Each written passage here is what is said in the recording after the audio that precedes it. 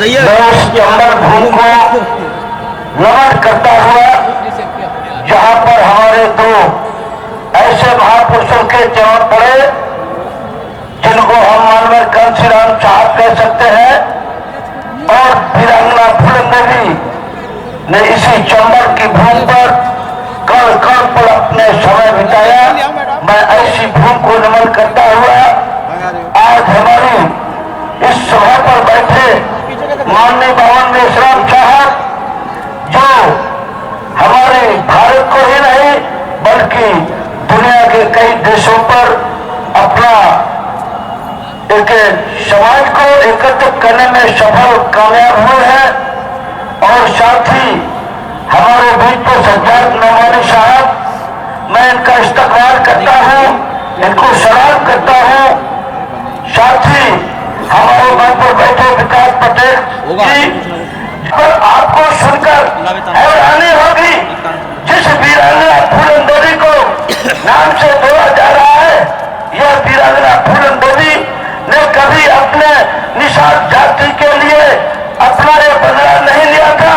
यह वीरांगना फूलन देवी ने अपने शास्त्रों कुकर्म की वजह में बदला नहीं लिया था, बल्कि हमारे संपूर्ण उत्तर प्रदेश में और इस जो धरती में चंबल के इलाका देख रहे हो, इस चंबल की धरती पर बड़े पैमाने में हमारे लोगों की जो माँ बहन बेटियां हुआ करती थी, छतियों के हवाले जाती थी, वो बड़े पैमाने में उनके साथ अत्याचार और न्याय होता रहा।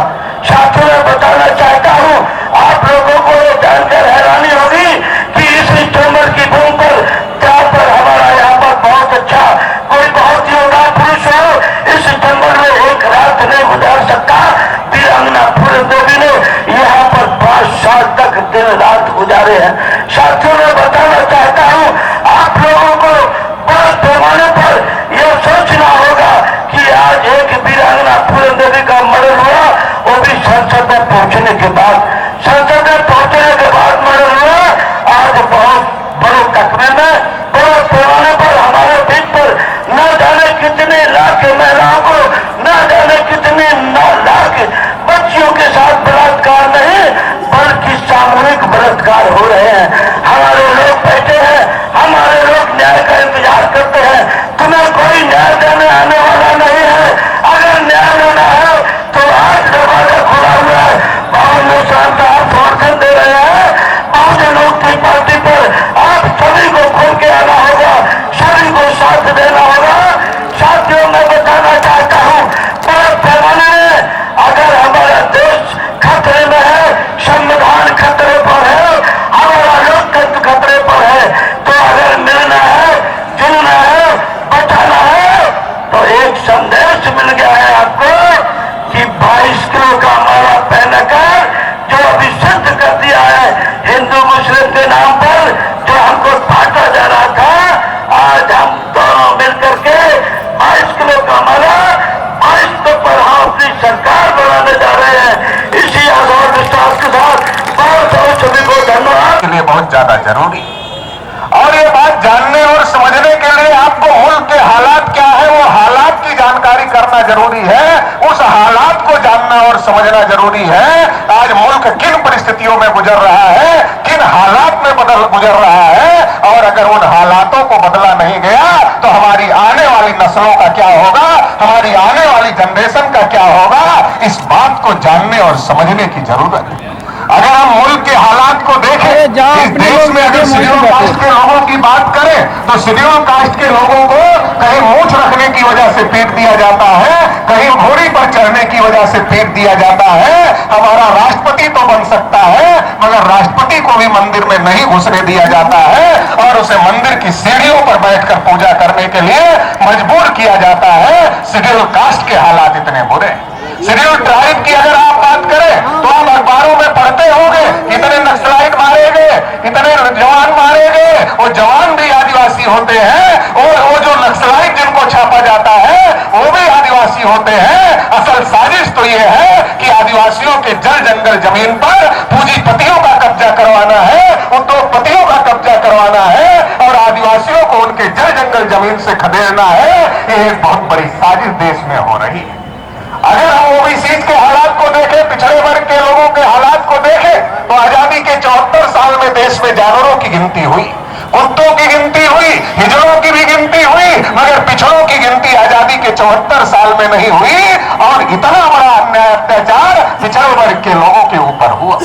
इस देश में अलग अलग माइनॉरिटीज के लोग रहते हैं। अगर आप देखेंगे कि सिखों के ऊपर हमले हो रहे हैं, अभी एक मंत्री जी के बेटे ने किसानों के ऊपर गाड़ी चढ़ा दिया और हत्या कर दिया, तो सिखों के ऊपर बड़े पैमाने पर हमले हो रहे हैं। ईसाइयों के, क्रिश्चियनों के चर्च पर हमले किए जा रहे हैं, मुसलमानों के मस्जिदों पर हमले किए जा रहे हैं, हत्याएं तक की जा रही है। हालत तो इतने ज्यादा खराब हो गए हैं कि आजकल मुसलमान के घर में किस चीज की बिरयानी पक रही है ये तय करने का काम मुसलमान नहीं करता, बल्कि मुसलमान के घर में किस चीज की बिरयानी पक रही है ये तय करने का काम आरएसएस, बजरंग दल और विश्व हिंदू परिषद के लोग करते हैं।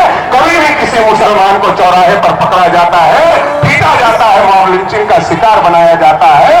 ऐसे देश के हालात पैदा कर दिए गए हैं। अगर इस हालात को नहीं बदला गया, हालात इतने ज्यादा खराब हो गए हैं कि मनवादियों के हौसले इतने ज्यादा बुलंद हो गए हैं कि वो जिस किताब से पूरा देश चलता है उस संविधान को भी जलाने की हिकमत कर रहे हैं, उस संविधान को जलाने का काम कर रहे हैं। इतने ज्यादा देश के हालात खराब हो गए हैं, इसलिए हमको समझने की जरूरत है। हमारे घरों में अलग अलग तरीके से बहुरूपीय आते हैं, वो अलग अलग तरीके की बातें बताते हैं। वो आपकी जाति के हो सकते हैं, आपकी बिरादरी के भी हो सकते हैं, दूसरे लोग भी हो सकते हैं। वो आपको अलग अलग तरीके से समझाने का काम करते हैं, बताने का काम करते हैं और जालिमों के साथ में खड़ा करने का काम करते हैं। लेकिन हमें इस बात को समझना होगा, हमें इस बात को जानना होगा कि अगर आज की तारीख में हमने परिवर्तन नहीं किया और अगर आज की तारीख में हम परिवर्तन के लिए नहीं खड़े हुए तो जो हमारी आने वाली कौम है, जो हमारी आने वाली नस्लें हैं, जो हमारे आने वाले बच्चे हैं, वो हमें माफ नहीं करने वाले हैं। क्योंकि वो कहेंगे जब बाबा साहब अम्बेडकर ने आपको संविधान दिया था, जब बाबा साहब अम्बेडकर ने आपको हक अधिकार दिया था, आपको बोलने का अधिकार दिया था, आपको लड़ने का अधिकार दिया था, आपको वोट का अधिकार दिया था और वोट के अधिकार का प्रयोग करके आपको राजा बनने का भी अधिकार दिया था, तो आप दूसरे के बलगराए में आ गए, दूसरे के बहकाए में आ गए। जब आपसे पूछा जाएगा, आपका मूल्यांकन किया जाएगा तो आपके पास में कोई जवाब नहीं होगा। तो इसलिए साथियों संभलने की जरूरत है। 2014 में मोदी जी आए थे और मोदी जी सबसे ज्यादा हमारे पिछड़े वर्ग के लोगों को बरगलाने का काम किए और हमारे लोगों के घरों में गए और मंच से भाषण किए। क्या भाषण किए कि मैं तो पिछड़ी जाति का, मैं तो नीच जाति का हूं, मैं तो चाय बेचने वाला हूं। हमारे लोगों ने सोचा एक तो पिछड़ा है, दूसरा नीच जाति का है, तीसरा चाय बेचने वाला मतलब गरीब है। तो जैसे हम हैं वैसे ही नरेंद्र मोदी है, तो अगर जैसे हम हैं वैसे ही नरेंद्र मोदी है तो जरूर हमारा भला हो जाएगा। इसको ही प्रधानमंत्री बना देते हैं। तो 2014 में नरेंद्र मोदी को हमारे लोगों ने समर्थन किया और हमारे लोगों के समर्थन की वजह से नरेंद्र मोदी देश के प्रधानमंत्री बने। लेकिन साथियों जब नरेंद्र मोदी देश के प्रधानमंत्री बने तो भूल गए कि पिछड़े हैं। फिर क्या किया? 314 पिछड़े वर्ग के बच्चे जो यूपीएससी की परीक्षा पास किए थे, आईएएस की परीक्षा पास किए थे, उनकी नियुक्ति को रोक दिया। पिछड़े वर्ग की स्कॉलरशिप बंद कर दिया। पिछड़े वर्ग को बजट में एक नया पैसा नहीं दिया। जानवरों की गिनती किया मगर पिछड़ों की गिनती नहीं किया और पिछड़े वर्ग के लोगों के साथ में धोखाधड़ी करने का काम किया। एक तरफ नरेंद्र मोदी कहते हैं हम पिछड़े हैं और दूसरी तरफ पिछड़ों के खिलाफ में धोखाधड़ी भी करने का काम कर रहे हैं। एक पिछड़े व्यक्ति का आदमी, एक पिछड़े वर्ग का आदमी पिछड़ों के खिलाफ में ही धोखाधड़ी क्यों कर रहा है, ये बात समझने की जरूरत है। अगर आप मूर्ख से मूर्ख आदमी के हाथ में कुल्हाड़ी थमा दो और उसको कहो अपने पैर पर मार लो तो महामूर्ख आदमी भी अपने पैर पर कुल्हाड़ी नहीं मारता। अब नरेंद्र मोदी को तो महामूर्ख कहा नहीं जा सकता क्योंकि वो तो देश के प्रधानमंत्री है, तो उनको तो मूर्ख नहीं कहा जा सकता। लेकिन फिर भी वो पिछड़े वर्ग के हैं तो पिछड़ों के पैर पर कुल्हाड़ी क्यों मार रहे हैं, ये बात जानने और समझने की जरूरत है। मुख नरेंद्र मोदी का नहीं है, नरेंद्र मोदी मुखौटा है, नरेंद्र मोदी मुख नहीं है, नरेंद्र मोदी मुखौटा है। आरएसएस के लोगों ने सोचा कि अगर पिछड़े वर्ग का चेहरा नहीं दिखाएंगे तो पिछड़े वर्ग के लोग वोट नहीं देंगे और पिछड़े वर्ग के लोगों का अगर वोट लेना है तो पिछड़े वर्ग का चेहरा दिखाना होगा। इसलिए नरेंद्र मोदी का चेहरा दिखाया और 2014 में हमारा वोट लूटने का काम किया। 2017 का चुनाव आ गया, उत्तर प्रदेश स्वतंत्र देव सिंह का चेहरा दिखाया और दूसरे तीसरे चौथे बहुत सारे पिछड़े वर्ग के अलग अलग जातियों के नेताओं का चेहरा दिखाया और हमारे गली मोहल्ले में आने लगे और कहने लगे कि हम तो केशव प्रसाद मौर्य को मुख्यमंत्री बनाना चाहते हैं। आप हमें वोट कर दो, हम तो पिछड़े वर्ग के आदमी को मुख्यमंत्री बनाना चाहते हैं। हमारे लोगों ने सोचा दिल्ली में तो नरेंद्र मोदी को प्रधानमंत्री बना लिया एक पिछड़े वर्ग के आदमी को, उत्तर प्रदेश में भी एक पिछड़े वर्ग के आदमी को मुख्यमंत्री बना लेते हैं। तो हमारे लोगों ने विश्वास किया और फिर से बीजेपी को वोट दे दिया और बीजेपी दोबारा से सत्ता में आ गई। और जब बीजेपी दोबारा से सत्ता में आ गई तो केशव प्रसाद मौर्य को उप बनाकर चुप कर दिया और योगी आदित्यनाथ जो उत्तराखंड के रहने वाले हैं उनको उत्तर प्रदेश का सीएम बना दिया। पूरे उत्तर प्रदेश में भाजपा के लोगों को एक भी लायक आदमी नहीं बना मिला जिसको भाजपा के लोग मुख्यमंत्री बना सके। उत्तराखंड के आदमी को उत्तर प्रदेश में लाकर मुख्यमंत्री बनाने का काम किया और जब से योगी आदित्यनाथ उत्तर प्रदेश के मुख्यमंत्री बने लगातार पिछड़े वर्ग की हत्याएं हो रही है, लगातार पिछड़े वर्ग की बहन बेटियों के ऊपर अन्याय अत्याचार हो रहा है, लगातार पिछड़े वर्ग के लोगों को फर्जी एनकाउंटर का शिकार बनाया जा रहा है। जितनी भर्तियां हो रही है उसमें पिछड़े वर्ग के लोगों के साथ में हकमारी की जा रही है। जब पिछली बार अखिलेश यादव की सरकार थी तो बीजेपी के कार्यकर्ता हमारे घरों में आते थे और कहते थे अरे भाई अखिलेश यादव की सरकार होती है तो सब यादव ले लेते हैं, बहन जी की सरकार होती है तो सब जाटों ले लेते हैं, इसलिए हमारी सरकार बनाओ। ना हम यादव को देने वाले हैं ना हम जाटों को देने वाले हैं, हम तो सब नौकरियां आपको देने वाले हैं। क्या हो गया नौकरियों का? गोरखपुर यूनिवर्सिटी में भर्ती हुई एक जाति के आदमी ने कब्जा कर लिया, बांदा यूनिवर्सिटी में भर्ती हुई एक जाति के आदमी ने कब्जा कर लिया और 69,000 शिक्षक भर्ती जो हुई उसमें महाआरक्षण घोटाला हो गया। नरेंद्र मोदी ने देश भर में डंका पीटा कि हमने तो राष्ट्रीय पिछड़ा वर्ग आयोग को संवैधानिक दर्जा दे दिया है। अरे मोदी जी, तुम जिस राष्ट्रीय पिछड़ा वर्ग आयोग को संवैधानिक दर्जा देते हो उसी राष्ट्रीय पिछड़ा वर्ग आयोग की बात नहीं मानते। जब राष्ट्रीय पिछड़ा वर्ग आयोग कह रहा है 69,000 शिक्षक भर्ती में घोटाला हुआ है तो आप क्यों नहीं मान रहे हो? आपके योगी जी क्यों नहीं मान रहे हैं? साथियों, ये धोखा है और ये धोखेबाज लोग हैं, हमारे साथ धोखाधड़ी करने का काम कर रहे हैं। इसलिए हमको समझने की जरूरत है, हमको सतर्क होने की जरूरत है, जाति धर्म और क्षेत्र से ऊपर उठने की जरूरत है। मैं सारे भाजपा आरएसएस बजरंग दल विश्व हिंदू परिषद के लोगों को जो भाजपा की सरकार बनाने में लगे हुए हैं उन सबको चैलेंज देना चाहता हूं, जब भी बहस करना है बहस कर लो, एक अच्छा काम पिछड़े वर्ग के लिए किया हो, एक अच्छा काम बता दो। एक भी अच्छा काम पिछड़े वर्ग के लिए आरएसएस बीजेपी बजरंग दल विश्व हिंदू परिषद ने नहीं किया। इसलिए जब वोट मांगने आते हैं तो हिंदू मुस्लिम के नाम पर वोट मांगते हैं, बड़ी अच्छी बात है। जब हमारा वोट लेना है तब तो हम बढ़िया वाले हिंदू हैं, जब मुसलमान भाई से लड़ना है तब हम बढ़िया वाले हिंदू हैं। लेकिन जब हमको हक अधिकार चाहिए, जब हमारी गिनती का मामला आता है, हमारी संख्या के अनुपात में हिस्सेदारी का मामला आता है, तब हम बढ़िया वाले हिंदू नहीं होते, तब तो हम SC ST OBC हो जाते हैं। अखिलेश यादव जी उत्तर प्रदेश के मुख्यमंत्री थे, जब मुख्यमंत्री की कुर्सी से हटे तो योगी आदित्यनाथ मुख्यमंत्री बने तो उस कमरे को धुलवाया गया, उसको गोमूत्र से शुद्ध कराया गया, उसको गंगाजल से शुद्ध कराया गया और वहां की हवा भी शुद्ध कराई गई। फिर अखिलेश जी ने बयान दिया कि अब मुझे समझ में आया हम भी पिछड़े हैं, तो हमारे पिछड़े वर्ग के भाइयों सोचो और समझो तुम्हारे साथ ये क्या हो रहा है। ये सोचो और समझो और सोच और समझ कर आज अगर 27-28 पार्टी के लोग मेश्राम साहब के साथ में खड़े हुए हैं, आज अगर हजरत मौलाना सज्जाद नोमानी साहब मेश्राम साहब के साथ खड़े हुए हैं, हजारी साहब मेश्राम साहब के साथ खड़े हुए हैं, तो ये हम लोग सभी लोग क्यों खड़े हुए हैं? और अगर राष्ट्रीय पिछड़ा वर्ग मोर्चा ने भी इस गठबंधन को समर्थन किया है तो क्यों किया है? ये करने के पीछे का मकसद है कि जो हमारे हक अधिकार की लड़ाई है वो दूसरा कोई नहीं लड़ सकता। हमारे हक अधिकार की लड़ाई लड़ने का अगर कोई पार्टी काम करेगी, कोई नेता काम करेगा तो अमन मेश्राम साहब पिछले 40 साल से कर रहे हैं, बिना थके बिना रुके बिना विके कर रहे हैं। ये क्रेडिट है, वो जो क्रेडिट अमन मेश्राम के पास में है, आज की तारीख में बहुजन समाज में किसी नेता के पास में वो क्रेडिट नहीं है। इसलिए अमन मेश्राम के साथ राष्ट्रीय पिछड़ा वर्ग मिलाकर खड़ा है कि इस देश में जो जालिमों की सरकार बनी है उसको उखाड़ फेंकना है। लेकिन देश की जालिमों की सरकार को उखाड़ फेंकने के लिए पहले योगी को उत्तराखंड भेजना होगा, पहले उत्तर प्रदेश की सरकार को उखाड़ कर फेंकना होगा। 2022 का चुनाव आपके सामने है, इसलिए आपको यह तय करना है, अब जाति पर वोट नहीं, अब धर्म पर वोट नहीं, अब दारू पर वोट नहीं, अब मुर्गे पर वोट नहीं, अब पैसे पर वोट नहीं, अब वोट होगा तो हमारे बच्चों के हक अधिकार के लिए वोट होगा। जो हमारे बच्चों की शिक्षा छीन रहे हैं, जो हमारे बच्चों की रोजगार छीन रहे हैं, जो हमारे बच्चों को गुलाम बनाना चाहते हैं, अब उनको किसी भी स्थिति में वोट नहीं होगा। वोट होगा तो अपने बच्चों के हक अधिकार के लिए वोट होगा। ये बात तय करनी है। आखिरी बात कहकर अपनी बात समाप्त कर देता।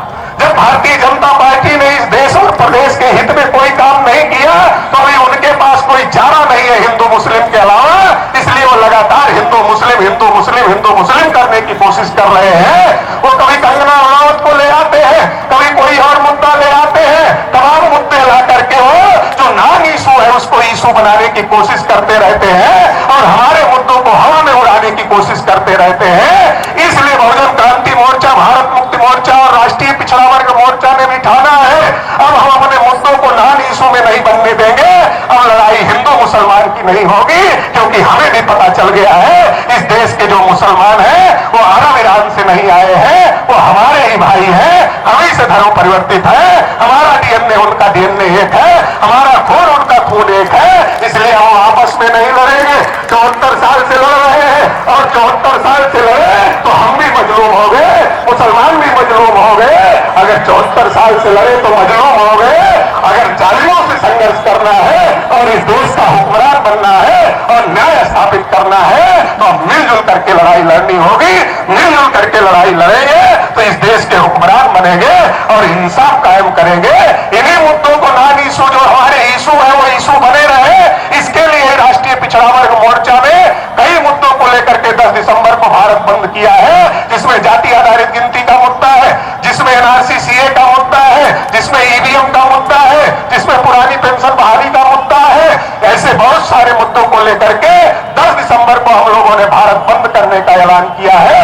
आप सभी लोग उस भारत बंद में भी साथ सहयोग करेंगे और 2022 के चुनाव में इन जालिमों को उखाड़ फेंकने का काम उत्तर प्रदेश से करेंगे और 24 में दिल्ली से भी उखाड़ फेंकने का काम करेंगे। इन्हीं आह्वान के साथ आप लोगों ने मुझे सुना, इसके लिए आभार, धन्यवाद। चौकीदार जी ऐलान करते हैं कि मैं देश का चौकीदार हूं। चौकीदार के रहते हुए देश में डकैती पड़ रही है। अब उत्तर प्रदेश की जनता चौकीदार को खदेड़ने के लिए तैयार है। उत्तर प्रदेश के अंदर में अभी ये समझ लीजिए कि किस तरीके से भारतीय जनता पार्टी अभी यहां से जाने वाली है। साथियों, इसके साथ साथ में जो निजीकरण का कार्यक्रम चल रहा है, उस निजीकरण में भी आप लोगों ने देखा होगा कि किस प्रकार से सरकारी संपत्तियों को ये बेचने का काम कर रहे हैं। निजीकरण का सबसे बड़ा दुष्परिणाम की अगर मैं बात करूं दोस्तों, तो जो रेलवे स्टेशन है, सिकंदराबाद रेलवे स्टेशन का एक ही एग्जांपल दूंगा मैं। वहां पर मात्र 30 मिनट और 31 सेकंड के लिए एक व्यक्ति ने कार पार्किंग किया, जिसका निजीकरण करने का काम किया है। उस कार पार्किंग के लिए उसको 500 रुपए का किराया भुगतान करना पड़ा केवल आधे घंटे के लिए। इतना बड़ा निजीकरण का कार्यक्रम चल रहा है। अभी जयपुर का एयरपोर्ट, आप गरीब से गरीब आदमी नमक रोटी खाते हैं, नमक पर भी सरकार को टैक्स देते हैं। सरकारी पैसा लगाया गया जयपुर के एयरपोर्ट पर और वहां करोड़ों रुपए लगाने के बाद में उसको अदानी के हवाले करने का काम यह भारतीय जनता पार्टी की मोदी सरकार ने किया। साथियों, इस तरीके से ऐसे देश की संपत्तियों को बेचने का काम कर रहे हैं जैसे नरेंद्र मोदी जी और योगी जी के अब्बा जान की संपत्तियां हो। देश की संपत्ति है पीएम केयर फंड के नाम पर देश के प्रदेश के करोड़ों लोगों ने अरबों रुपया जमा करवाया। जब उसकी रिपोर्ट मांगी, जनता ने आईटीआर लगाने का काम किया तो पीएम केयर फंड की सूचना देने से भी मना कर दिया। वो कोई प्राइवेट संपत्ति नहीं है। मोदी जी, योगी जी, कान खोल के सुन लीजिए, ये वक्त आ गया। उत्तर प्रदेश की जनता बदलाव अभी 22 में करने वाली है और 24 के लिए भी तैयार हो रही है। आपको यहां से बिल्कुल खदेड़ना पड़ेगा, आपको जाना पड़ेगा। इसके लिए आप लोग तैयारी कर लीजिए। आजकल बहुत बड़े डीएनए पे बात होती है।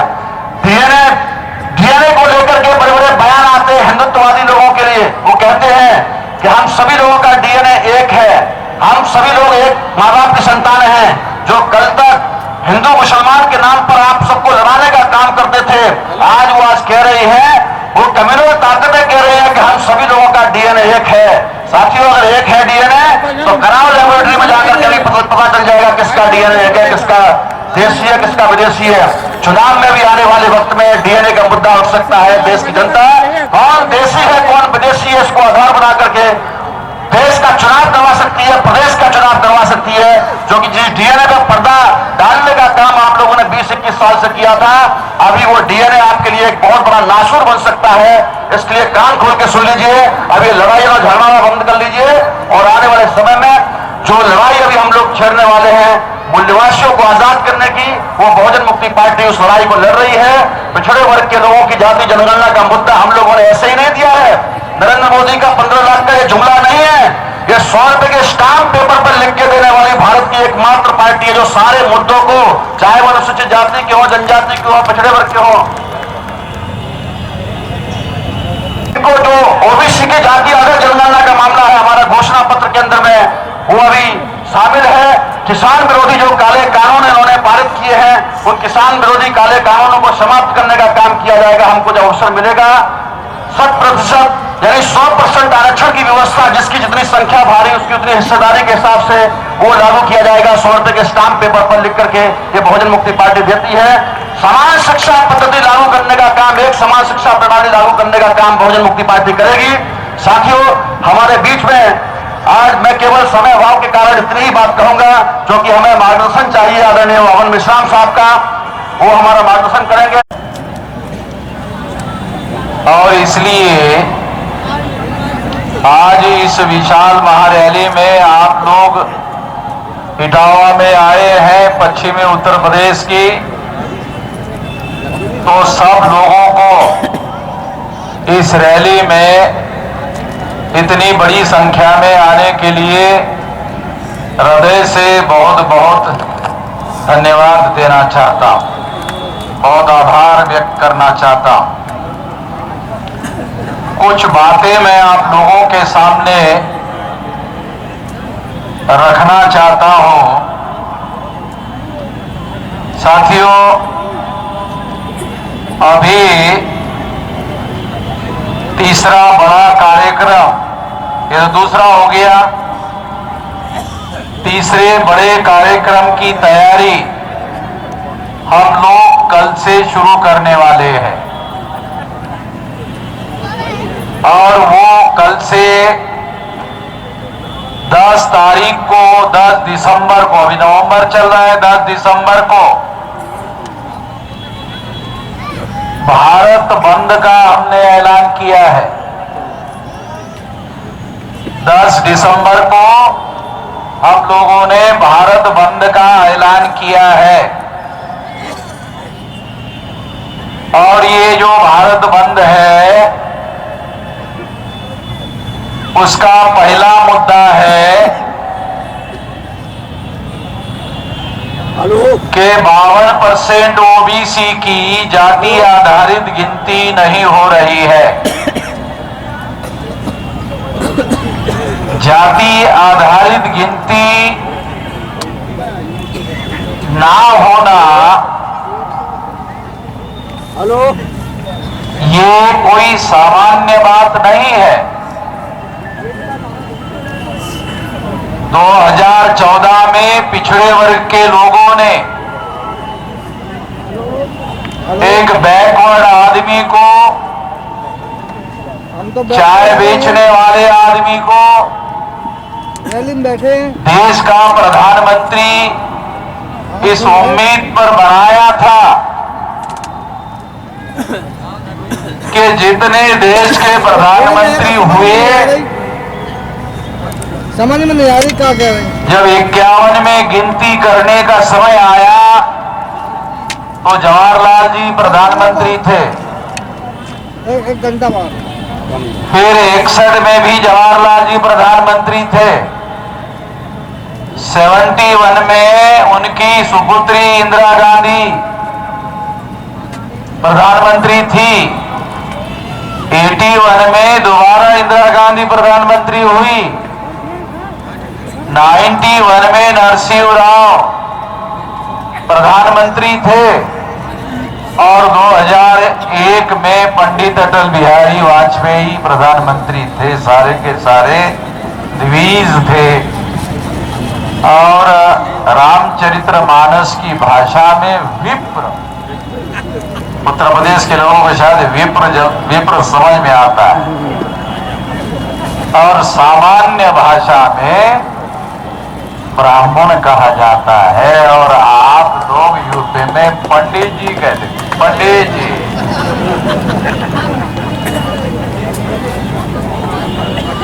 और आप लोगों को आदत है पाए लागे पंडित।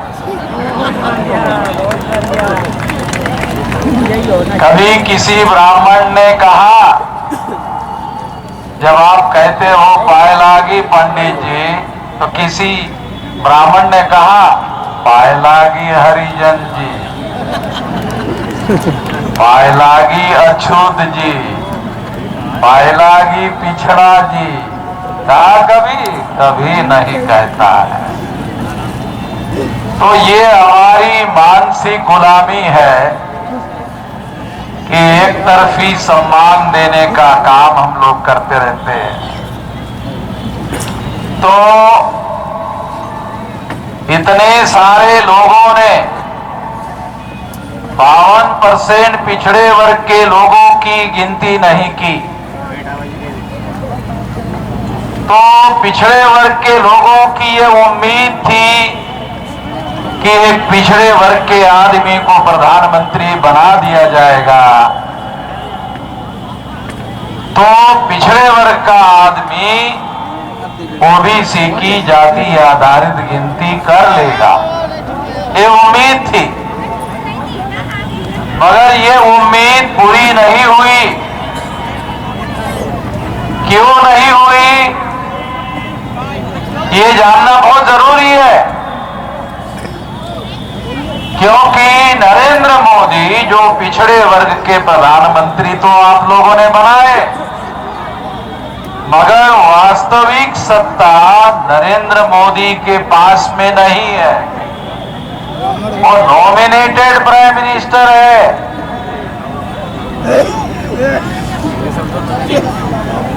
वो नामधारी प्रधानमंत्री है। वास्तविक सत्ता आरएसएस के लोगों के हाथों में है, और इस वजह से नरेंद्र मोदी ये फैसला नहीं कर पाए। तो नरेंद्र मोदी को निर्दोष छोड़ने के लिए नहीं कह रहा हूं, नहीं तो आप बोले अरे नरेंद्र मोदी को वामन मेश्राम निर्दोष छोड़ रहे हैं, निर्दोष छोड़ने के लिए नहीं कह रहा हूं। तो आपको वास्तविक कारण मालूम होना चाहिए कि सत्ता उनके हाथ में है, आरएसएस के हाथ में है। मोहन भागवत ने बयान दिया, अखबारों में छपकर आया। क्या कहा मोहन भागवत ने कि हम डे टू डे काम में, सरकार के काम में, डे टू डे काम में हस्तक्षेप नहीं करते हैं। ये बयान आया है मोहन भागवत जी का। इसका मतलब ये है, ये बयान इसलिए देना पड़ा क्योंकि हमारी वजह से सारे देश भर में लोगों को मालूम हो रहा है कि असली सत्ता नरेंद्र मोदी के हाथ में नहीं है, असली सत्ता आरएसएस के हाथ में है। और इसलिए उनको ये स्पष्टीकरण देना पड़ा हमारी वजह से। इसलिए ये बात मैं आप लोगों को बता रहा हूं कि वास्तविक सत्ता एक दिखाने वाले बैकवर्ड के हाथ में है। तो वास्तविक बैकवर्डों के हाथों में सत्ता आना जरूरी है, ये समझाने के लिए बता रहा हूं। बैकवर्ड में सत्ता रहे, बैकवर्ड देश का प्रधानमंत्री रहे, प्रदेश का मुख्यमंत्री रहे, और देश में फसाद हो रोका नहीं जाए, प्रदेश में बैकवर्ड मुख्यमंत्री हो और फसाद हो और रोका ना जाए। मुझे लगता है मेरा इशारा आप लोग समझ रहे हो। तो हमारे लोग जो बैकवर्ड सत्ता में जाते हैं वो हमेशा ब्राह्मणों से डरे डरे डरे डरे डरे डरे रहते हैं। ये डर मैं निकालना चाहता हूं, इसीलिए मंच पर बोलता रहता हूं। अरे मत डरो भाई, मैं नहीं डर रहा हूं, तुम क्यों डर रहे हो? मेरे पास सत्ता नहीं है, मैं भी नहीं, फिर भी नहीं डर रहा। मैं सड़कों पर घूम रहा हूं और लकड़ी लेकर भी नहीं घूम रहा हूं। हथियार तो छोड़ो, तो मुझे नहीं डर लग रहा है, तुम क्यों डर रहे हो?